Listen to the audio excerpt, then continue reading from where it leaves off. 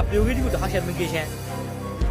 ဒီဗီဒီယိုလေ ကျောက်တူမီဒီယာပစ်ကတ်နောက်ဆက်တဲ့ဟာတာဗီဒီယိုပိုင်းတီကိုအားလုံးသူကြည့်ပြလိုက်ပါထားပါတယ်။ကျောက်တူမီဒီယာပစ်ကတ်နောက်ဆက်နေတဲ့ဟာတာဗီဒီယိုပိုင်းတီဆိုတော့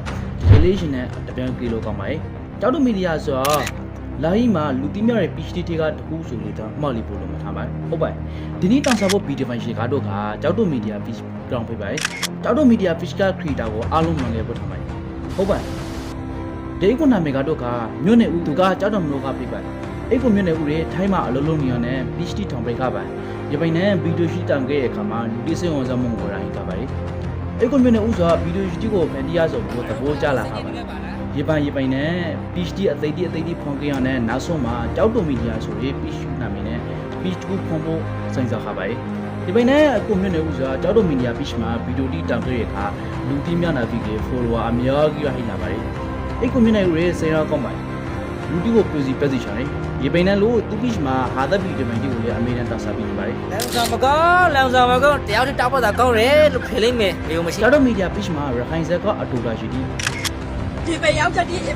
ပဲစကား product ကိုလုံးတော့တခါတော့မသိဘူးနောက်ဖက်စကောဗီဒီယိုပဲရှိနေ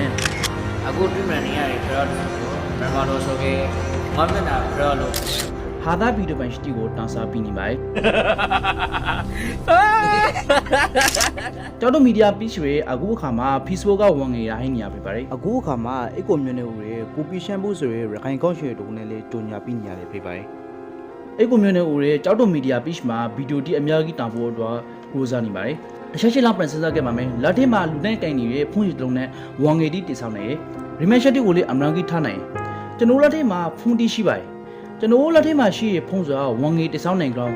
ဝန်ငယ်တီကိုရအောင်ဖန်တီးနိုင်ကောင်းရီမက်ရှက်တီကိုအများကြီးမှတ်နိုင်ကောင်းကျောက်တော်မီဒီယာကတတ်တည်ပါနေပါတယ်ကျွန်တော်တို့ဒီဖုန်းကိုအကျိုးဟင်းအသုံးချဖို့လိုပါတယ်ကျွန်တော် pitch မှာဘုဒ္ဓရာရဲ့ဗီဒီယိုပိုင်းရှိတီကိုအမေရိကန်တာစာပေးနေပါတယ်နောက်ပြီးတောင်ဖို့ဗီဒီယိုပိုင်းရှိတီနဲ့ပန်လို့ဆုံပြခဲ့ပါမယ်